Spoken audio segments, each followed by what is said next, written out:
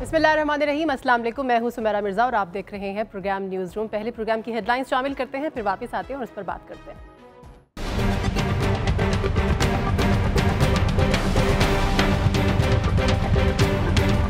JIT report के बाद वजीर आजम पहली बार सियालकोट में मंजर-ए-आम पर आ गए। मुझसे इस्तीफा मांगने वाले कौन है? अभी भी नवाज शरीफ को कहता हूँ इस्तीफा दे दे। माशा लगाने वाले कौन है? क्या इनका कोई गिरेबान पकड़ने वाला है? नवाज शरीफ पब्लिक में जरा निकल जाए ना, उसको गो नवाज गो। आप देखें, ये पहली मरतबा मैं 4 साल तक पहुंचा हूँ। देखिए आगे क्या होता है। अब जद्दे नहीं जाना, अडियाला जाना है। पनामा केस की समाअत अदालत के अंदर, बाहर सियासतदानों ने अपनी अपनी अदालत लगा ली। सबूत भी निकलेंगे, ताबूत भी निकलेंगे। आज कहता हूँ नवाज शरीफ साहब, जो लोग नवाज शरीफ को डट जाने का मशवरा दे रहे हैं, वो उसकी सियासी कब्र खोदना चाह रहे हैं। अगर डटोगे, नाअहल भी होंगे और जेलों में भी जाएंगे। तुम पैदाइशी ठग, चोर और डाकू हो। ताबूत निकलेगा इमरान खान और उसके हवारियों का। इमरान खान वो सुप्रीम कोर्ट में क्यों नहीं आता? उसे डर है कि यहाँ पर उसको अरेस्ट न कर लिया जाए। हुकूमत आपकी है, आपकी हिम्मत नहीं है कि इमरान खान को गिरफ्तार कर सकें। पापा के पापा भी पापी हैं, पापा के बच्चे भी पापी हैं, सिर्फ पापा पापी नहीं है। नवाज शरीफ की सियासत, नवाज शरीफ फैमिली की सियासत के लिए ये जुमा इख्तितामी जुमा होगा। कि पाकिस्तान के टैक्स पेयर का पैसा है। JIT के चेयरमैन ने बगैर किसी रूल्स को फॉलो किए हुए अपने रिश्तेदार को दिया है। क्या ये है वजीर आजम जो अपने खालू को भी 2.5 घंटे के बाद मानते हैं कि हाँ मेरा खालू है? पहले इनकार करते रहे कि मैं मोहम्मद हुसैन को जानता ही नहीं हूँ।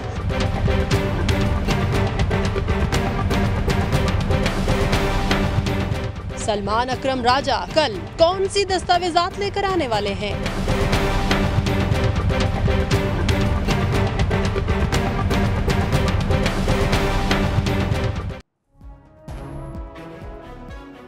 तो ये तो थे पॉइंट्स जिन पर आज हम डिस्कशन करेंगे, और डिस्कशन के लिए हमारे साथ मौजूद हैं लाहौर से जनाब आरिफ निज़ामी साहब, और इस्लामाबाद से हमारा साथ देते हैं इजहारुल हक साहब और खावर घुमन साहब।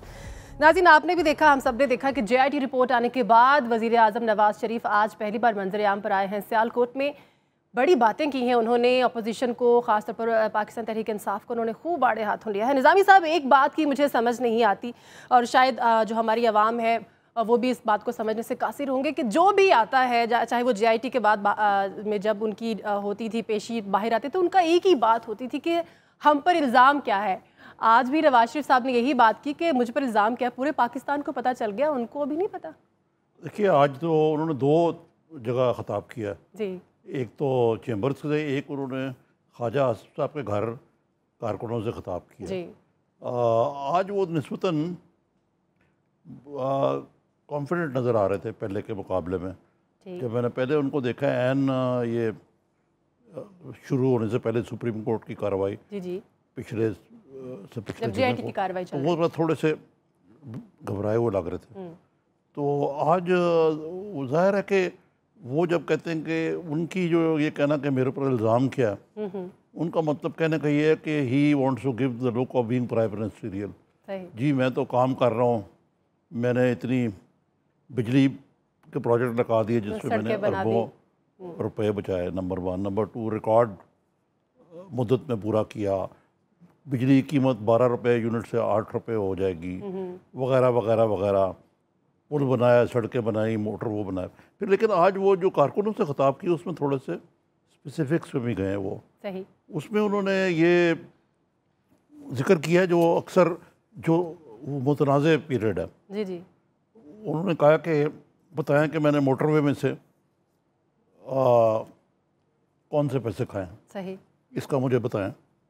तो वो जो मोटरवे की बात उन्होंने की है, ये अक्सर आपको पता है कि ये आ रहा है कि ये स्पेकुलेट किया जाता है कि उस ज़माने में जो पैसे थे उनसे ये मामलात हुए सही। वो कहते हैं कि मैं 1990 से 93 भी रहा हूँ CM पंजाब का, 85 से 88 में, उससे पहले रहा हूँ। बिल्कुल सही। तो मुझे बताया जाए कि यार कौन सा पैसा था जिसकी अमरी ट्रेल बांड कर मुझसे पूछ रहे हैं। और एक और जो दूसरी बात है वो हुमन साहब से माजरत के साथ कि उनके रकीब रूसिया ख्वाजा आसिफ साहब की उन्होंने बहुत तारीफ़ की आज, और मैं उसमें थोड़ा सा इजाफा करूँगा कि ख्वाजा आसिफ साहब की से और हज़ार इख्तलाफ हो सकता है जी जी लेकिन एक तो इलेक्टेबल है, हमेशा इलेक्ट होते रहे।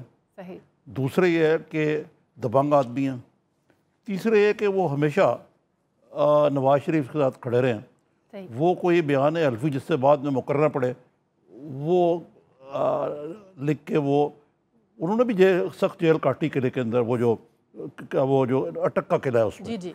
तो उसके बाद काफ़ी उन पे उसका ज़रा एडवर्स इफेक्ट भी था और ख़ासी उन पे उस वक्त मुश्किल वक्त भी आया, लेकिन ये मतलब उनमें से गिना जा सकता है जो मियाँ नवाज शरीफ के बहुत करीब हैं। सही। और उनके मामले में जो जिक्रिस हैं वो बहुत, और उनके सियासी रोल के बारे में और उनकी बाज़ मामले में जो उनकी मखसूस राय है उससे कुछ लोग इख्तलाफ भी कर सकते हैं। सही है। इजहार साहब, हम लोग इसी वीक में हमने जितने प्रोग्राम किए हैं उसमें हमने एक दो दफ़ा ये डिस्कस किया है कि जो अवामी नुमाइंदे हैं वो किस तरह की लैंग्वेज यूज़ करते हैं। आज तो हमारे पीएम साहब ने भी कुछ ऐसे के अल्फाज बोले हैं, कहते हैं कि तमाशा लगाकर बांसुरी बजा रहे हैं जबकि डुगडुगी बजाने वाले डुगडुगी बजाते रहे। वैसे तशवीशनाक बात है।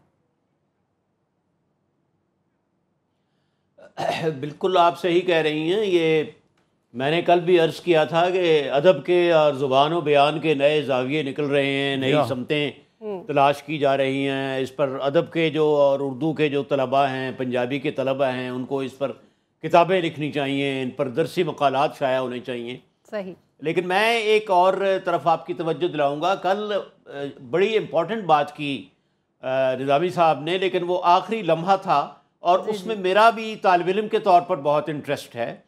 और निज़ामी साहब ने ये बात कल जो की है उससे पहले जो पिछले ख़ास तौर पर 10-15 दिन हैं उनमें कुछ लिखने वाले जो हैं हमारे सहाफ़ी, उन्होंने बहुत नुमायां तौर पर ये शाया किया है, अखबार में, टीवी पर ये तासुर दिया है कि फ़ैसला जाने का हो चुका है और कहीं और हो चुका है। सही।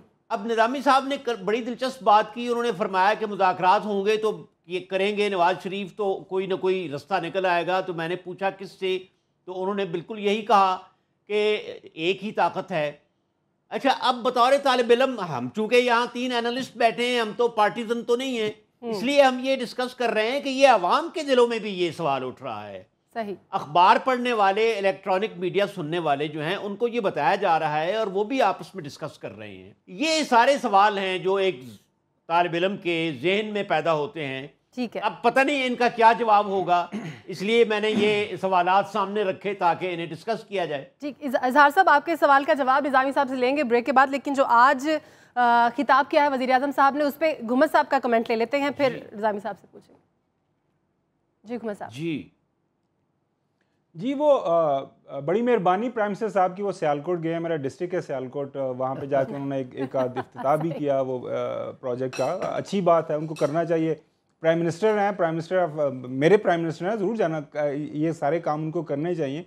लेकिन एक बात, जो 2 बातों में मुझे बड़ा अफसोस हुआ, ये बाकी उनके जो सारे ये नौरतन हैं, अक्सर निज़ामी साहब कहते हैं, और जो बाकी इनका जो जीजी ब्रिगेड है वो ये सारा काम कर रहा है, धरना 1, धरना 2 और साजिश का जो एक कॉन्स्पिरेसी थ्योरी फैला रहे हैं कि ये हमारे खिलाफ कहीं से साजिश हो रही है, मिडल ईस्ट से, अमेरिका से, या कहीं ना कहीं कोई ना कोई साजिश कर रहा है, जुडिशरी कर रही है या फौज कर रही है। ये मेरे ख्याल है साजिश वाली जो थ्योरी है ये इन्हीं लोगों पे छोड़ दें।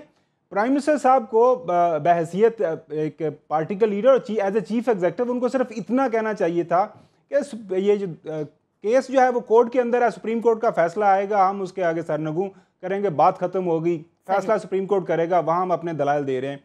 एक जो आपने सुमेरा शुरू में सवाल किया ना कि वो बार बार पूछते हैं कि मेरा जुर्म क्या है, अब इस पर बड़ा एक अहम सवाल खड़ा ये होता है कि पाकिस्तान के 6 जो रियासती इदारे हैं इस मुल्क के, उनकी एक GIT बनी और उस GIT ने एक इन्वेस्टिगेशन रिपोर्ट निकाली है।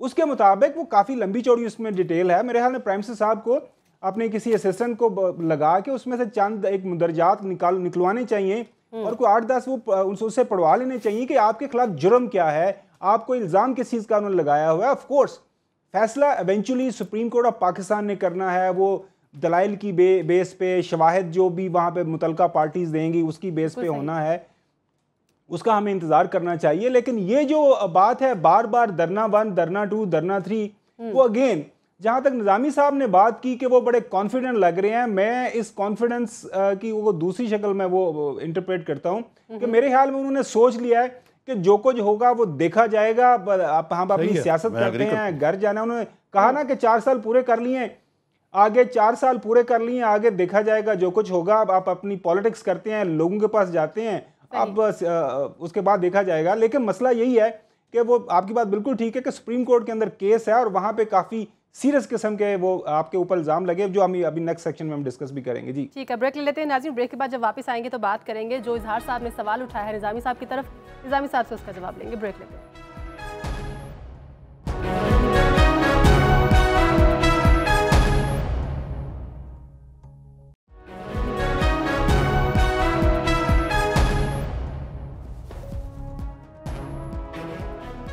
ब्रेक के बाद खुशामदीद नाज़रीन। निज़ामी साहब, इजहार साहब ने जो बात की थी उस पर भी आपका कमेंट चाहूँगी, साथ ही साथ आज ख्वाजा हारिस ने अपने दलाइल जो हैं वो मुकम्मल किए हैं, उसको देखकर आपको क्या लग रहा है? जी, सबसे पहले तो जो कल मैंने अर्ज़ किया था ना प्रोग्राम में, वो एक तो मुख्तसर वक्त था, बड़ा क्लोज कर रहे थे हम। दूसरे इजहार साहब ने थोड़ा सा, क्योंकि शायद मुख्तसर वक्त था, मैं समझाने में कुछ मुझसे कोताही हुई है, मेरी कम आएगी है। मैं ये नहीं कह रहा था कि जनाब इस्टेब्लिशमेंट जो है उनको फारिग करना चाह रही है, उसकी कोई साजिश है, मैंने ऐसी बात नहीं कही।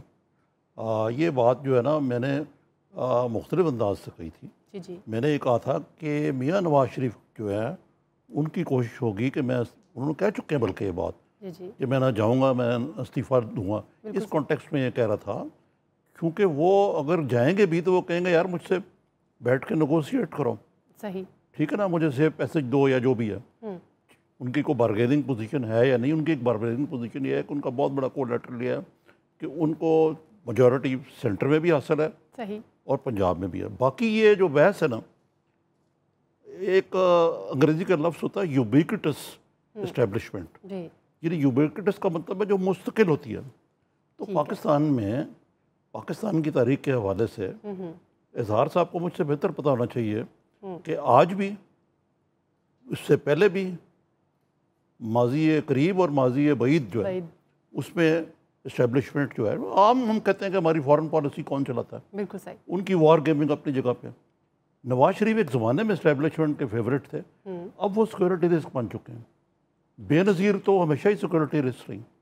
तो ये जो है इनके बदलते रहते हैं, जो क्या कहते हैं, ये इनके पैराडाइम्स जो हैं। ठीक है ना जी। बाकी अब आ जाएँ, छोड़े इसको। ये आज की जो कार्रवाई है इसकी आपने जिक्र किया। जी जी। ख्वाजा हारिस एक बहुत ही ज़ीरक किस्म के क्रिमिनल लॉयर हैं, सही, और इनके वालिद साहब भी बहुत बड़े क्रिमिनल लॉयर थे और अपना काम अच्छी तरह जानते हैं।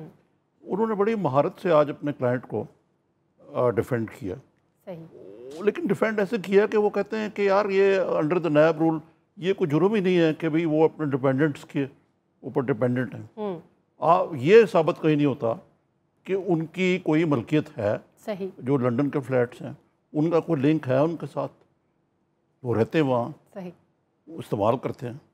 तो ये एक है तो कानूनी मुशगाफी जिस पे वाज़ल जजेस ने भी कहा कि वो कहाँ रहते हैं, सब कुछ है। तो अब ये एक लीगल आर्गूमेंट है और उनका सारा केस ही जो है वो लीगल आर्गूमेंट्स पे NSR करता है। लेकिन दो बातें हैं जो कि कल भी हम, गुज़श्ता रोज़ भी हमने बात की और आज दोबारा मेरे जहन में आती हैं कि ये भी अभी तक ये कभी कहा जाता है कि जी ये ट्रायल में चला जाएगा जी, ये ट्रायल से मुराद है नैब जी जी। कभी कहा जाता है कि जी हम इसका खुद फैसला करेंगे। तो जजेस भी मुख्तलिफ़ किस्म के सिग्नल देते हैं। और आज वो जो PTI के तर्जुमान हैं, एक तर्जुमान नहीं है लेकिन करीब है बहुत, वो फरमा रहे हैं कि जुमे को फैसला आ जाएगा। सही। तो आई मीन एक तरफ तो PTI की उम्मीदें कि जनाब मिठाइयाँ बांटने को तैयार हैं, शादियाने बजा रहे हैं, दूसरी तरफ जो मुझे ज़मीनी हक़ाइक़ नज़र आते हैं जी जी, वही कहा नहीं जा सकता कि जजेस को शॉर्ट ऑर्डर दे दें कि जी मियाँ साहब जो हैं वो सादिक और अमीन नहीं हैं। सही। और उनको शायद ये भी हो सकता है कि सादिक और अमीन भी ना रहे और नैब के भी धक्के खाने पड़े उनको बाद में। सही। So these are different possibilities ठीक है, जिनको हम अभी रूल आउट नहीं कर सकते। ठीक है, इजहार साहब क्या कहेंगे? कुछ ऐसे दलाइल थे, क्योंकि उन्होंने आज अपने दलाइल मुकम्मल कर लिए, जो सुप्रीम कोर्ट को मुतमिन कर सकें? देखिए, ये जो कहते हैं ना कि कानून अंधा होता है, जी जी, तो कानून वाकई अंधा होता है। कानूनी मुशगाफियाँ निकालते हैं वकला, और जजेस जो हैं वो भी ज़ाहिर है कि कानून के पाबंद हैं। उन्होंने गवाही देखनी है, उन्होंने एविडेंस देखना है, उन्होंने शहादत देखनी है। सही।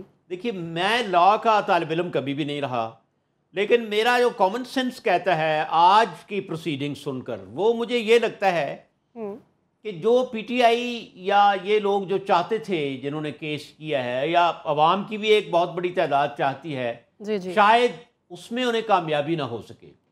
सही। उसकी वजह यह है कि देखें, एक सिंपल बात है, आप ये तो कह सकते हैं कि उन्होंने इतनी गर्द उठाई है हुकूमती साइड ने या हुक्मरान ख़ानदान ने, जी जी, कि उस गर्द में, उस गुबार के बादल में हकीकत नहीं पता चल रही। सही। मैं आपको जस्टिस एजाजुल हसन ने जो आज कहा है, मैं आपको सुनाता हूँ। जी जी, तय दर तय ऑफशोर कंपनियां कायम की गई। कंपनियों और एहसासों की मिल्कियत और फंड वाजे नहीं। अब उनके वकील हारिस साहब ने भी ये कहा है कि जो उनका क्लाइंट है उस पर मिल्कियत नहीं वाजे हुई। सही। आप मुझे बताएं कि अगर मुझ पर ये इल्ज़ाम है कि ये गाड़ी या ये मकान मेरा नहीं है जी, तो खत्म हो गई बात। अब किसका है? ये मेरा मसला नहीं है। मैं यही कहूंगा ना कि ये मेरा मसला नहीं है। बिल्कुल सही। तो मुझे लगता है कि इन ब्लैक एंड वाइट तो हम कुछ नहीं कह सकते। ये तो एक सिक्का उछाला जा रहा है। सिक्का किस करवट बैठता है, हेड आता है या टेल आता है, ये कुछ पता नहीं है। ठीक है। लेकिन अभी तक जो भी वजह हो उसकी, खाए JIT में ये चुप बैठे रहे, खाए जो भी किया है, कंसीलमेंट ऑफ फैक्ट्स है, डिस्ट्रैक्शन है, जो भी है, बहरहाल अभी तक वजीर आजम साहब के जिम्मे कोई इल्ज़ाम एज सच नहीं लग रहा। सही। मेरी तो ये है आज का जो तासुर है। ठीक है। गुमर साहब क्या कहेंगे? अदालत ने आज ख्वाजा हारिस को ये कहा है, कहा है कि वॉल्यूम 4 और 10 से मोहतात रहें, जबकि नून लीग वाले तो बजीद हैं कि वॉल्यूम 10 को खोलें।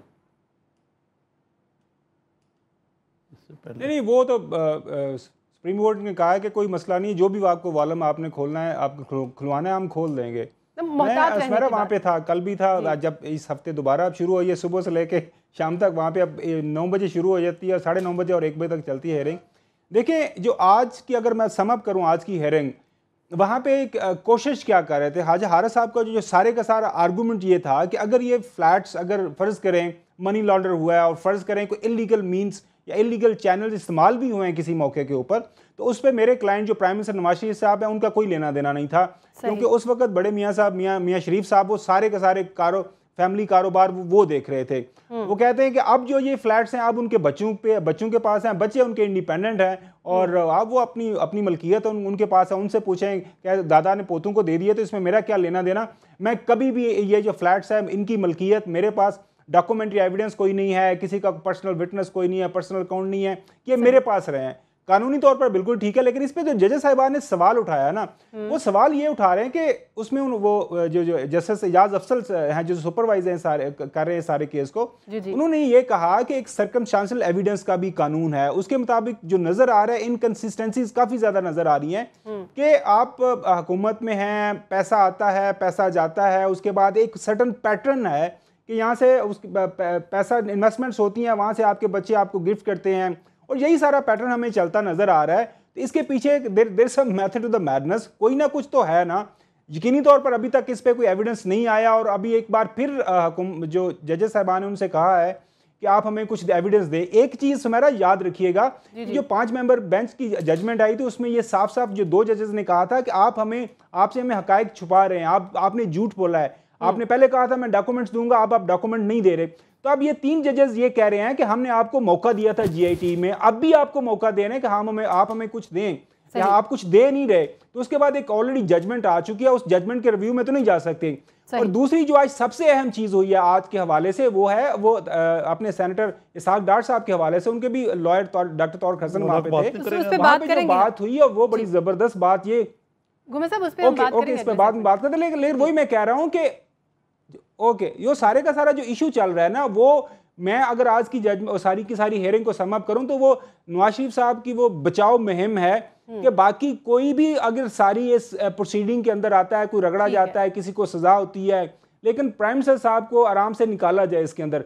अगेन वो सुप्रीम कोर्ट के सामने सारी वो बहुत सारा इनका कामा का वो आपको पता है यूएई के अंदर जिसके वो बोर्ड ऑफ डायरेक्टर्स रहे हैं उसके बारे में भी बात होनी है। तो लेट्स सी क्या बनता है, लेकिन यह है कि केस अभी अपने मंतकी अंजाम तक जा रहा है और उसका फैसला कुछ ना कुछ यकीनी तौर पर होगा। ठीक है, निजाम साहब क्या कमेंट करना चाहेंगे इस पर ब्रेक से पहले? नहीं, ये गोमन साहब ठीक कह रहे हैं, लेकिन ज़ाहिर है नेचुरली के ये जो हमारे यहाँ मुरवजा कानून है उसके तहत रूल ऑफ लॉ है आफ्टर ऑल, तो उसके तहत मियां नवाज शरीफ को, उनके वकला को और जो बाकी मुलजमान हैं इसमें अपना डिफेंस का हक हासिल है। और इसीलिए मेरा ख्याल है कि इतना बड़ा केस है कि शायद पाकिस्तान की तारीख में पहली दफ़ा एक इलेक्टेड प्राइम मिनिस्टर जो है, एक बरसदार वज़ीर आज़म जो है, उहदेदार जो है, वो अदालत के कटहरे में खड़ा है बतौर मुलजिम, JIT के सामने भी पेश हुए हैं।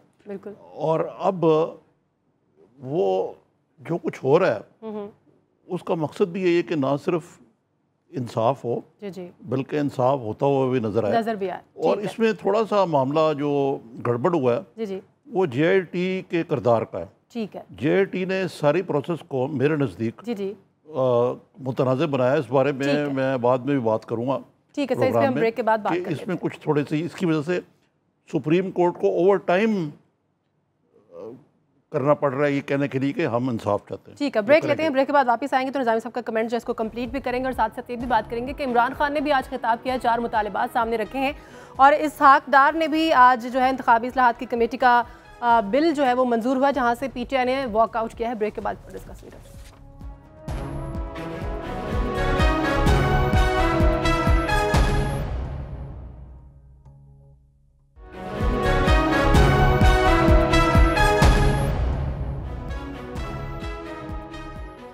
Welcome back. निजामी साहब, आप अपना कमेंट जो वो भी कंप्लीट कीजिए और इसके अलावा आज इमरान खान ने आज़ादाना इलेक्शन के लिए 4 मुतालिबात सामने रखे हैं, उन मुतालिबात को आप किस नज़र से देखते हैं?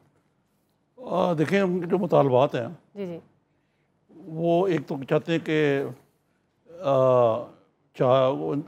मौजूदा इलेक्शन कमीशन के तहत इंतखाबात जो हैं वो कबूल नहीं हैं। पाकिस्तानियों को वोटिंग का हक और शफाफ इंतखाब के लिए बायोमेट्रिक सिस्टम लाया जाए, ये भी कहते हैं वो। जी। और तमाम मतवाजियों के ज़रिए निगरान हुकूमत बनाई जाए, ओवरसीज पाकिस्तानियों को वोट का हक। अब ये तो डिक्लेयर्ड एजेंडा है जी। रियल एजेंडा मुझे उनका को और लगता है कि मसला आज इंतखाबी इस्लाहात पे मीटिंग हुई, जी बिल्कुल, उससे शीरी मज़ारी साहब वॉकआउट कर गई। उसके कितने इजलास हो चुके हैं, बाकी पार्टियों ने एग्री किया। सही। तो मतलब है कि ये रंग में भंग डालने का मतलब ये है कि इलेक्शन जो है ये एक नए डिस्पेंसेशन के तहत हो, इसको काम को लंबा किया जाए। अच्छा, अब ये भी बड़ी उड़ी हुई है कि जनाब 2 साल के लिए इस मुल्क में वो ये पुरानी थ्योरी जो है ना ये छाड़ के ले आते हैं दोबारा। जी 2 साल के लिए उस मुल्क में एक निगरान हुकूमत आया, जिस तरह खान साहब ने कहा उनके मशवरे से बने। बिल्कुल। और वो निगरान हुकूमत ना हो बल्कि उसको नाम हो कौमी हुकूमत का। अच्छा। और उसके अंदर जो है ये अंधा एहतसाब हो, जरदारी साहब को भी साफ़ कर दिया जाए, और भी जो लोग हैं उनको साफ़ कर दिया जाए, और एक खान साहब हो, गलियाँ हो जान सुनिया विच मिर्ज़ा यार फिरे, और फिर इंतखाबात कराए जाएँ। अच्छा, ये एलिस इन नावल है, एलिस इन वंडरलैंड, ये एलिस इन ब्लंडरलैंड वाली बात है, क्योंकि पाकिस्तान में ये पहले इस किस्म के जो फार्मूले हैं ना ये घिसे पिटे ये नाकाम हो चुके हुए हैं। सही। और इसमें एक और जो पख है जो मैंने सुनी है कि वज़ीर आज़म जो है इस कौमी हुकूमत में, जिसको टेक्नोक्रेट्स की गवर्नमेंट कहा जाता है, जी वो इमरान खान की चॉइस का होगा। अच्छा। अब ये मुझे नहीं पता कि कहाँ तक ये ठीक है या नहीं है, लेकिन सर इसको कौन मानेगा। लेकिन एक और मौजू की तरफ मैं आना चाहता हूँ, जी जो मैंने पहले बात करनी थी वो मुकम्मल नहीं हुई, वो थी JIT वाली। जी बिल्कुल, कि JIT जो है इसके अरकान को अब बोर्ड होना चाहिए था। अब इमरान खान के जो 2 मुतालबात हैं उन पर मैं बात करूंगा। पहला है कि जो बैरून मुल्क हैं तारिकीन वतन, उनको वोट का हक दिया जाए। जी जी, मेरा ख्याल है कि दुनिया के अक्सर ममालिक में तारिकीन वतन को वोट का हक नहीं है। जहाँ तक भारत का ताल्लुक है, मुझे पता है कि जब वो बाहर नेशनैलिटी लेते हैं तो भारत की नेशनैलिटी उनकी ख़त्म हो जाती है। उनको एक कार्ड दिया जाता है जो आने और जाने के मकसद के लिए होता है। ठीक। अब एक आदमी यहाँ से कश्तियाँ जलाकर गया है, वो और उसका ख़ानदान वहाँ है, बहुत से उनके लोकल वहाँ अगर अमेरिका में हैं तो वो डेमोक्रेट्स या रिपब्लिकन्स में हैं, इंग्लैंड में हैं तो वो टोरीज का काम कर रहे हैं या लिबरल्स का काम कर रहे हैं। भाई उसका क्या ताल्लुक है पाकिस्तान से? वोट देना है तो वो यहाँ आए। ठीक। मेरा ख्याल है कि ये मुतालबा कि तारिकीन वतन को वोट का हक देना चाहिए मंतकी तौर पर गलत है और इसका कोई जवाब नहीं बनता। दूसरा जो उनका मुतालबा है कि न्यूट्रल हुकूमत होनी चाहिए पंजाब में, जी जी, ये बिल्कुल सही है।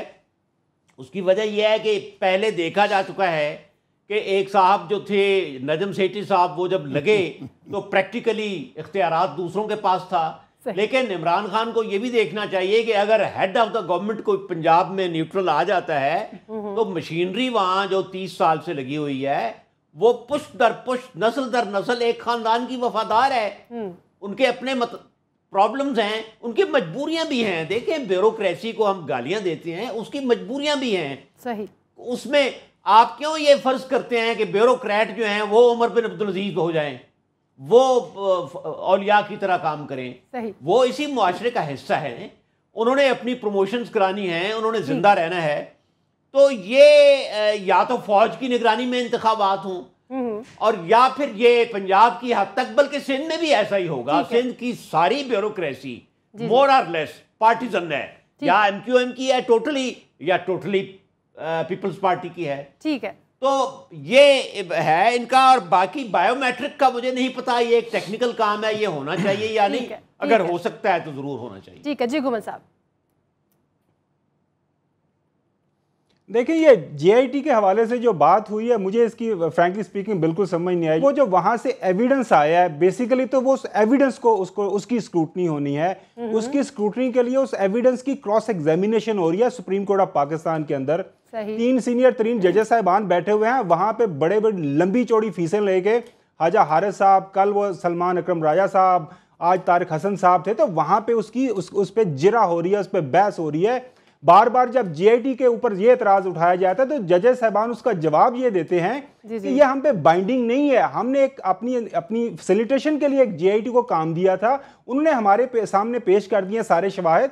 अब आपने उसको परखना है। वो जो डॉक्यूमेंट्स आए हैं, जो डॉक्यूमेंट्री एविडेंस वो लेके आए हैं मुख्तलिफ जराए से, वो हमारे पास है। और दूसरी बात यह है कि वो एक आपके रियासत के अदारों के रिप्रेजेंटेटिव्स हैं। मान लिया उनसे गलती हो गई है, उसकी रिपोर्ट है, वो फैसला नहीं उन्होंने दे दिया कि कोई मुजरम हो गया तो उसको फांसी लगा दें। उसका सारी की सारी स्क्रूटनी हो रही है।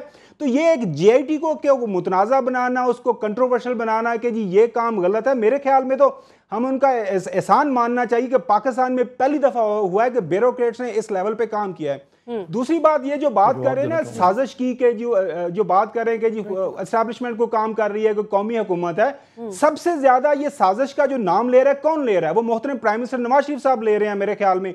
इसके अलावा तो और कोई बंदा ले ही नहीं रहा। आज भी उन्होंने वहां पे कहा साजिश चल रही है, कोई बैकग्राउंड में चल रहा है काम। अगर साजिश है तो बता दें सबके सामने कौन साजिश कर रहा है। तीसरी दफा आप प्राइम मिनिस्टर हैं, तीसरी दफा भी आप 5 साल में, अब आपकी हुकूमत कंप्लीट होने वाली है। तो अब आप एक दोबारा साजिश में जा रहे हैं।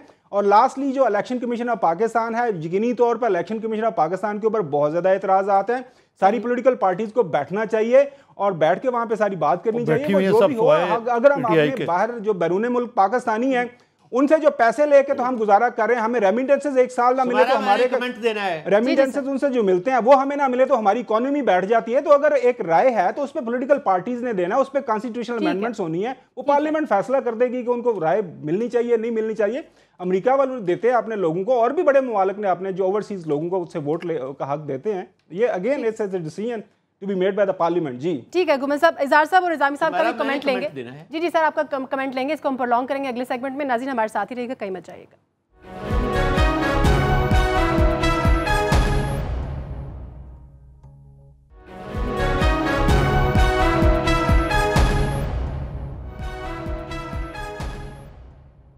ब्रेक के बाद खुश आमदीद नाज़रीन। निज़ामी साहब, इजहार साहब, आप अपना कमेंट मुकम्मल कीजिए, फिर हम अगले पॉइंट। हाँ जी, वो मैं तो सिर्फ ये कहना चाह रहा था कि मेरा मकसद कोई JIT की जो सबरा है उनकी कोई ज़ात पे बात करना नहीं था जी जी, बल्कि ये था कि जस्टिस नॉट, जो पहले मैंने कहा, justice should not only be done but seen to be done.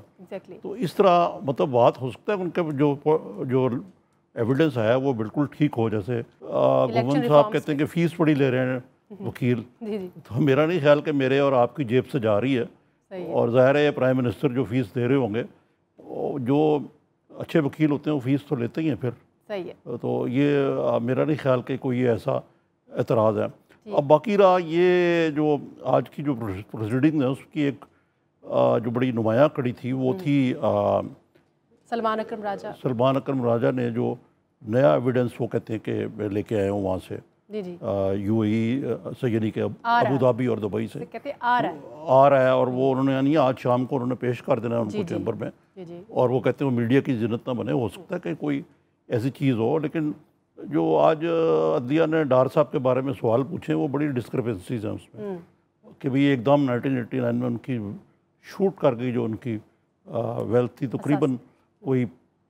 तकरीबन 1 अरब से कुछ कम, सही, तो डॉलर्स में ही नहीं। तो मकसद है कि ये चीज़ें तो आप प्रूव करने की होंगी। दूसरे जो डार साहब का बड़ा इशू जो डाइसी है मेरे नज़दीक, वो और या ट्रिकी कह लें आप, वो ये है कि जो उन्होंने हदैबिया के बारे में जो बयान है, वो कहते हैं जो बयान है हल्फी कह लें या अंडर ड्यूरेस उन्होंने लिखा था, वो कहते हैं ये मेरे दस्तखत ही नहीं है, ये मेरी हैंड राइटिंग में नहीं लिखा हुआ, दस्तखत तो हैं। तो वो आज अदलिया ने एक बड़ी पते की बात कही है कि अगर तो ये आप इस बयान से मुनरिफ होते हैं कि आपका इससे कोई तल्लुक नहीं है, देन इट डजंट एग्जिस्ट, फिर इसका मतलब है कि इस मामले में भी आपसे पूछगिछ हो सकती है। सही है। तो ये सारी चीज़ें जो हैं ये फिर ये है कि मनी ट्रेल और ये वो चीज़ें जो हैं ये सारी ये अब जो मियाँ नवाज शरीफ के ख़ानदान ने करने, मसलन वो कहते हैं कि जी जो हुसैन को के बारे में गलत चीज़ें आ गई हैं, या मरियम के बारे में जो है कोई बेनिफिशियल ओनर है, ये उन्होंने क्लियर करना है, और करना भी एक आध दिन में है, क्योंकि मेरे ख्याल से अदलिया इसको जल्द से जल्द वाइंड अप करना चाहती है दिस वीक। ठीक है जी, इजहार साहब, आप इन दोनों पॉइंट्स पे क्या कमेंट करना चाहेंगे? जी, मैं तो मुख्तसरन हम किसी इंडिविजुअल के बारे में बात नहीं करते, सिर्फ ये है कि एहतियात होनी चाहिए और कोई ऐसा काम नहीं करना चाहिए जिस पर उंगलियां उठें। सही। ये तो ठीक है कि जो एविडेंस है, जो डॉक्यूमेंट है, उसको देखना चाहिए। सही। अच्छा, अब ये जो आपने वज़ीर ख़जाना साहब के बारे में बात किया, तो मैं आपको ये बताऊं कि कल पार्लियामेंट की स्टैंडिंग कमेटी जो है तिजारत की, उसका कल इजलास हुआ। सही। और उसमें हुकूमती अरकान ने क्या कहा ये मैं आपको बताना चाहता हूँ। असदुर रहमान है हुकूमती एक रुकन, उन्होंने कहा कि 4 साल में वजारत ख़जाना और वजारत तिजारत ने मुल्क को तबाह कर दिया, और वज़ीर ख़जाने की कामयाबी सिर्फ ये है कि इधर उधर से कर्ज लिया जाए। वो इकोनॉमिस्ट नहीं, वो अकाउंटेंट हैं। सही। अच्छा, अब दूसरी जो हुकूमती रुकन है शहजादी उमरजादी, उसने क्या कहा है, वजारत तिजारत की कारकर्दगी से मैं मायूस हो गई हूँ, इस वजारत ने बरामदात बढ़ाने के लिए कोई इक़दाम नहीं किए। सही। तो बड़ी बदकिस्मती होगी अगर डार साहब जो हैं उनका मुल्क के अंदर उनके अपने अरकान जो हैं हुकूमती पार्टी के, उनका ये इमेज है, जिस तरह उन्होंने स्टेट बैंक का गवर्नर लगाया है, जिस अंदाज में, जिस असलूब में, उस पर भी उंगलियां उठ रही हैं। और अगर इधर से भी वो फंस गए हैं तो मैं तो उनके लिए दुआ करता हूं कि उनके लिए कोई बाइज़्ज़त रास्ता निकल आए और वो दोबारा जाकर कोई अच्छा सा कोई शेख ढूंढें और वहाँ उसका काम करने लग जाए। ठीक है गुमन साहब, आपकी अक्सर प्रेडिक्शंस होती हैं, सलमान अकरम राजा क्या नया सबूत लेकर आएंगे? पहले वो थोड़ा कमेटी के हवाले से, वो बिल्कुल हमें जो कमेटी की फाइंडिंग्स है, मेरे ख्याल में मुझे कमेटी के मेंबर से कोई लेना देना नहीं है, मुझे कमेटी की फाइंडिंग से लेना देना है। और दूसरी बात यह है कि वो अगेन उन्होंने इंसाफ या फैसला नहीं करना, फैसला सुप्रीम कोर्ट ने करना, उनके सामने चला गया। अब वहाँ पे डिस्कस होगा अगेन, वो जिस तरह मैंने कहा बड़े बड़े लॉयर्स हैं तो वो आप डिस्कस कर रहे हैं उसको, वो उसको चैलेंज कर रहे हैं, जब सवालों जवाब हो रहे हैं, वहाँ पे चलेगा सारा मामला। अच्छा, बात आ गई डार साहब की। मैं आपको बता रहा हूँ कि आज डार साहब के हवाले से जो निज़ामी साहब ने थोड़ी सी जिक्र किया और मैं आपको फर्दर उसको एलेबोरेट कर दूं। इस सारे केस के अंदर जो सबसे ज़्यादा जो फंस रहे हैं ना, जो मुझे नज़र आ रहा है, वो डार साहब फंस रहे हैं। वो जो उनका इतराफ़ी बयान है हुदैबिया पेपर मिल के हवाले से, उसमें सवाल ये है कि वो जजेस साहिबान ने आज कहा कि जी अगर आपने वो इतराफ़ी बयान जब आपने दिया उसके बाद उस पर आपने पार्डन ली और पार्डन के अंदर आपने ये लिखा था कि you will stand by this your statement, अगर स्टैंड बाय नहीं करते वो सारा खत्म होता है तो यू स्टैंड अक्यूज्ड, तो लिहाजा आपको दोबारा इस सारे के सारे मामले को इन्वेस्टिगेट करना पड़ेगा। और काफ़ी क्लियर जो आज साइंस नज़र आ रहे थे कि लग रहा है कि आने वाले दिनों के अंदर हुदैबिया पेपर मिल जो का केस है वो खुलेगा, अकाउंटेबिलिटी कोर्ट में जाएगा या कोई और फॉरम तय करती है सुप्रीम कोर्ट ऑफ पाकिस्तान, वो तो सुप्रीम कोर्ट के फैसले के सामने पता चलेगा।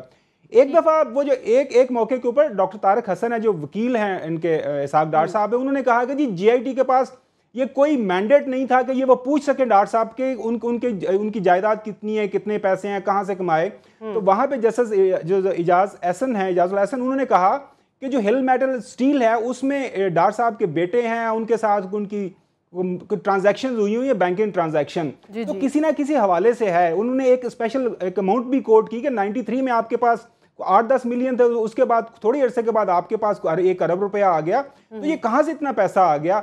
तो वो जब GIT के अंदर जो सवालों जवाब हुए थे तो वहां पे इनसे पूछा गया था जब डार साहब से, तो उन्होंने कहा था दिस इज प्रिविलेज इंफॉर्मेशन, मैं ये नहीं आपको बता सकता। तो वो अगेन आज काफी उस पर बहस हुई। तो डार साहब मेरे ख्याल में इस केस में ना काफी उन पे काफी ज्यादा वो भारी सबूत है जो आएगा। ठीक है, अब आ जाते हैं आपका तो जाके सुबह क्या होगा। देखें आप पिछले दिनों से कई दिनों से हम ये डिस्कस कर रहे हैं, अपनी स्पेशल ट्रांसमिशंस के भी अंदर ये जोर पूरा लगा रहे हैं, तमाम मुख्तलिफ ममालिक के अंदर इनके नुमाइंदे जाके बैठे हुए हैं, कोशिश कर रहे हैं कुछ ना कुछ डॉक्यूमेंट्री एविडेंस, कोई काउंटर डॉक्यूमेंट्री एविडेंस लेके आया जाए जो कि कोर्ट के अंदर पेश करके जो GIT ने जो डॉक्यूमेंट्स लेके आई है उसको काउंटर किया जा सके।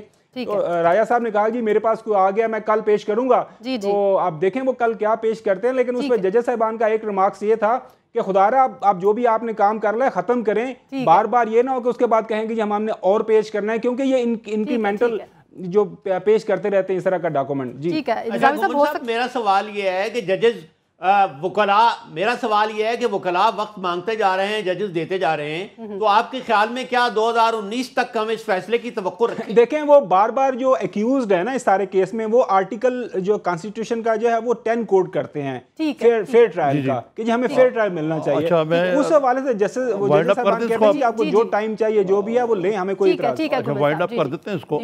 आज जो क्रक्स ऑफ द मैटर है वो ये है कि जो एक फाजिल जज का जो रवाक है ना कि बादिल नज़र में यानी प्राइम फेसा आई नवाज शरीफ के खिलाफ केस बनता है या नहीं, एक तो उन्होंने ये फैसला करना है। दूसरे क्या ये हमने फैसला करना है कि ये ट्रायल कोर्ट जाना है या हमने खुद फैसला करना है। इन दोनों चीज़ों पे हिंच करती है सारी डिफेंस की भी स्ट्रेटजी और आइंदा का जो पाकिस्तान का सियासी मुस्तकबिल है। तो इसी पे मेरे ख्याल से, और सर उन्होंने ये भी कहा कि हम ये कर सकते हैं, हमारे पास पूरी पावर है कि हम कोई भी फैसला कर सकते हैं। वो तो दैट इज इम्प्लिसिट, उसमें कोई मेरा ख्याल है को दोहराने की जरूरत नहीं है। एक शार्प कमेंट कर दीजिए, वन लाइन, क्या हो सकता है कि कल सलमान अकरम साहब कोई बड़ी चीज़ ले आए? यकीनन जो उन्होंने जिस तरह उन्होंने कहा है जी वो ले आए, लेकिन मेरा ख्याल है कि चीज़ें इतनी आगे जा चुकी हैं ठीक है कि it will be very difficult कि वो ऐसी चीज़ ले आए, और अगर लानी थी तो जब 2 महीने थे तब ले आते, तो उसको क्यों नहीं लेके आए। ठीक है, बहुत शुक्रिया मेरे तीनों एनालिस्ट का। सुमैरा मिर्जा को इजाज़त दीजिए, अल्लाह हाफ़िज़।